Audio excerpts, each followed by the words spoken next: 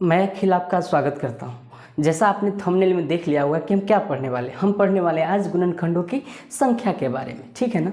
तो जितने भी टाइप के क्वेश्चन पूछे जाते हैं गुणनखंडों की संख्या को लेकर, हम वो सारे क्वेश्चंस आपके सामने लाए हैं। एक एक करके आपके डिस्प्ले पे दिखेगा, ठीक है ना। तो पहला क्वेश्चन जो है आपके डिस्प्ले पे दिखेगा कि 60 के यानी 60 के अभाज्य गुणनखंडों की संख्या बताएं। क्या बोला गया है? अभाज्य गुणनखंडों की संख्या कितनी होगी, ठीक है ना। और इंग्लिश में पढ़ा जाए तो total number of prime factors of 60, ठीक है ना। तो क्वेश्चन आपकी डिस्प्ले पे दिख जाएगा। बोला गया है 60 का क्या निकालना है? प्राइम फैक्टर्स आप समझते हैं, प्राइम नंबर समझते हैं, यानी अभाज्य संख्या समझते हैं कि अभाज्य संख्या क्या होता है? जो एक से कटे नहीं तो खुद से कटे। जैसे 2 है, 2 एक से कटता है और नहीं तो खुद से कटता है, ठीक है ना। तो चलिए तोड़ते हैं इसको। किससे कटेगा? 2 से कटेगा। 30 दूनी 60 होता है। यहाँ भी 2 से कटेगा, 15 दूनी 30 होता है। यहाँ 3 से कटेगा, 3 5 5। आपको बस प्राइम नंबर लेना है, उसके अलावा कुछ एक्स्ट्रा संख्या आया होगा तो नहीं लेना है। जैसे यहाँ 2 बार आया है तो 2 बार का मतलब 4 हो गया। 2 बार का मतलब 4 हो गया। तो हमको 2 बार वाला नहीं, 2 एक बार लेना है। वैसे ही 3 अगर 2 बार से भी ज़्यादा रहता तो एक ही बार लेते, और 5 यहाँ एक बार था, एक बार ही लेते। 2 एक बार लेते, 3 एक बार लेते, 5 एक बार लेते। ये सब क्या है? अभाज्य संख्या है। तो कितना अभाज्य संख्या था इसमें चर्चा हुआ? एक 2 चर्चा हुआ था, एक 3 हुआ था चर्चा, एक 5 हुआ था। यानी कितना नंबर ऑफ फैक्टर्स आ गया, यानी प्राइम फैक्टर्स? 1 2 3, 1 2 3। प्राइम फैक्टर्स में पावर कितना भी ज़्यादा रहे उसको एक काउंट करना है। जैसे यहाँ 2 बार था तो हमको एक ही बार लेना है, बाकी को छोड़ दीजिए। बाकी वो गुना होकर अलग फैक्टर बना देता है, ठीक है ना। लेकिन हमको प्राइम फैक्टर लेना था। तो उम्मीद करते हैं कि पहला क्वेश्चन आपको समझ में आया होगा। और अभाज्य जब भी हम फैक्टर तोड़ते हैं यानी अभाज्य गुणनखंड में ही तोड़ते हैं, ठीक है ना। तो इस बात को भी आप समझे होंगे। तो चलिए दूसरे क्वेश्चन पे अब आते हैं। दूसरा क्वेश्चन आपके डिस्प्ले पे दिख जाएगा। बोला गया है the number of factors of 48 is, यानी 48 के सभी गुणनखंडों की संख्या कितनी होगी, ठीक है ना। तो चलिए सॉल्व करते हैं। कैसे सॉल्व करते हैं?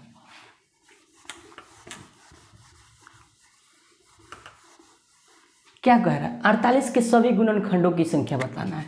48 के टोटल नंबर ऑफ फैक्टर्स बताना है।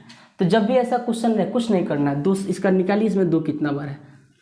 चलिए 2 से तोड़ते हैं 24, यहाँ 2 से तोड़ते हैं 12 दूनी 24, यहाँ 2 से तोड़ते हैं तो 2 छक 12, यहाँ भी 2 से भी कटेगा तो 2 3 6। अब इसके बाद किसी से भी नहीं कटने वाला है, किसी से भी नहीं कटने वाला है। तो काउंट कर लेंगे कितना बार कौन सा नंबर दिया हुआ है।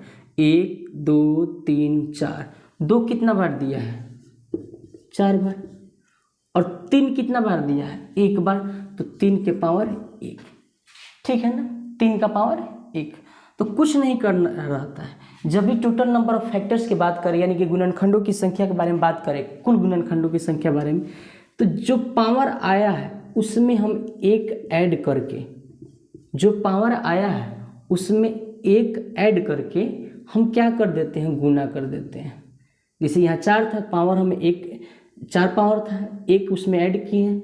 यहाँ पावर कितना था? 3 का पावर 1 था, उसमें 1 ऐड किए और गुना कर दिए। 5 गुने 2, यानी कि यही तो मेरा आंसर हो गया।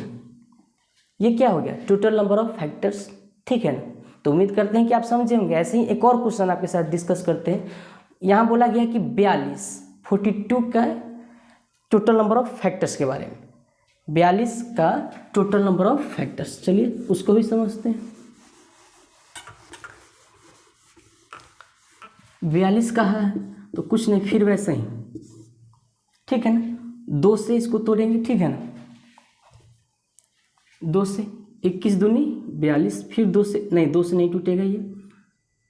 किससे? 3 से कटेगा, 3 सत्ते 21। इसमें जो संख्या चर्चा हुआ है 2 कितना बार? 1 बार। 3 कितना बार? 1 बार। 7 कितना बार, एक बार, ठीक है ना, एक एक बार चर्चा हुआ है। तो हम क्या बोले हैं, कैसे टोटल नंबर ऑफ फैक्टर्स निकालते हैं, पावर में एक जोड़ देते हैं, पावर में एक जोड़ते हैं, तो यहाँ पावर एक था, एक जोड़ दिए, या उसके बाद में भी पावर एक था, उसमें भी एक ऐड कर दिए, उसके बाद में भी पावर एक था, एक ऐड कर दीजिए, यानी सब 2 2 गुने 2, यानी कितना हो गया 8, यानी 42 के कुल नंबर ऑफ फैक्टर्स कितने हो गए 8, ठीक है। तो ऐसे क्वेश्चन जो भी देंगे कितना कि टोटल नंबर ऑफ फैक्टर्स कितना होगा, तो आप बना दीजिएगा। अब आते हैं नेक्स्ट क्वेश्चन पे। वो क्वेश्चन होगा, कभी कभी पूछता है कि इसके गुणज में इस संख्या का कितना नंबर ऑफ फैक्टर होगा, ठीक है ना, जैसे क्वेश्चन आपके डिस्प्ले पे दिख जाएगा, क्वेश्चन आपके डिस्प्ले पे दिखेगा। क्वेश्चन बोला गया the number of factors of 98 which is multiple of 7। Hindi में पढ़ते हैं, 98 के गुणनखंडों की संख्या निकालना है जो 7 के गुणज हो, ठीक है ना। तो चलिए कैसे निकालते हैं, समझते हैं इस बात को।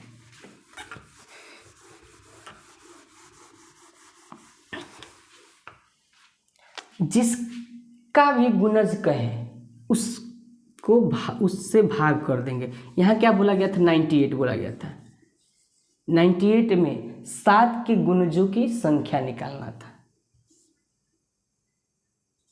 तो क्या करेंगे, 7 से भाग करेंगे, 7 से भाग किए 14 सत्ते 98 होता है, यानी 14 से कट गया।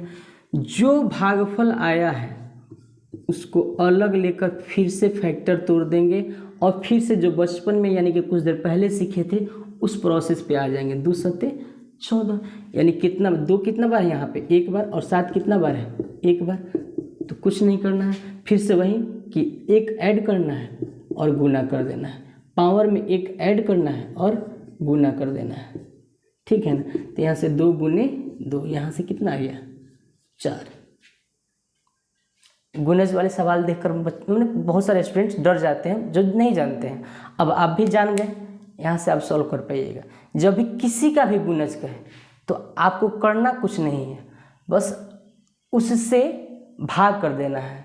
जिसका फैक्टर पूछा है उसको 7, जैसे यहाँ पूछा था क्या, 98 का फैक्टर पूछा था जो 7 के गुणज में, तो हम क्या किए थे, 7 से भाग दे दिए थे। 7 से भाग दिए तो कितना आया था 14, 14 को अब प्राइम फैक्टर में तोड़ दिए हैं, 2 और 7 से कटेगा। 2 कितना बार चर्चा हुआ था, एक बार। 7 कितना बार चर्चा हुआ था, एक बार। अब फिर से बचपन वाला क्लास हो गया कि एक ऐड करके गुना कर देते थे, पावर में एक ऐड करके गुना कर देते थे। तो यहाँ पावर में एक था, एक ऐड कर दी, यहाँ भी पावर एक में एक था, एक ऐड कर दीजिए, 2 गुने 2 यानी कि 4 हो गया, ठीक है ना। ऐसे ही अब पूछता है कि सम गुणनखंडों की संख्या कितनी होगी। चलिए उस क्वेश्चन पे आते हैं। क्वेश्चन है कि find the number of even factors of 48। 48 के सम गुणनखंडों की संख्या कितनी होगी, 48 के सम गुणनखंडों की संख्या कितनी होगी। तो चलिए समझते हैं कैसे। अच्छा, सम संख्या जानते हैं किसको कहते हैं, जो 2 से कटे, या दूसरे लैंग्वेज में कटे कहें तो 2 के गुणज वाले को क्या कहते हैं, सम गुणनखंड, सम कहते हैं, सम संख्या, ठीक है ना। तो फिर से इनडायरेक्टली पिछले वाले क्वेश्चन पे ही हम आ गए, फिर से जैसे 7 के गुणज वाला पूछा था ना, वैसे ही हम उसी क्वेश्चन पे आ गए। मैंने चर्चा कर दिया है कि सम गुणनखंडों की संख्या बताए, तो सम किससे बनता है, 2 के गुणज से, ठीक है ना। तो यहाँ पे हम क्या अलग कर लेंगे, 2 अलग कर लेंगे। किसका पूछा था, 48 का। सम गुणनखंडों की संख्या, सम किससे बनता है, 2 से, तो हम 2 को अलग कर लेंगे। यहाँ पे 24 दूना 48, यानी फिर से यहाँ पे क्या आ गया 24। अब 24 का प्राइम फैक्टर तोड़ेंगे,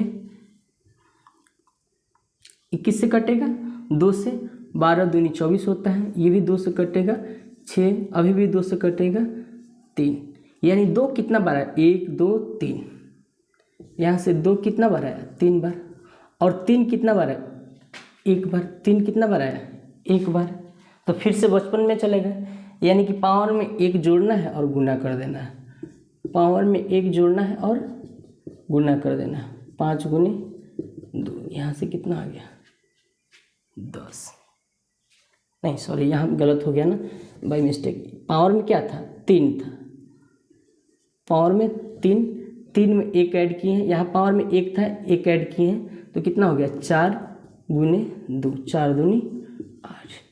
यहाँ से यानी कि 48 में सम गुणनखंडों की संख्या कितनी होगी 8।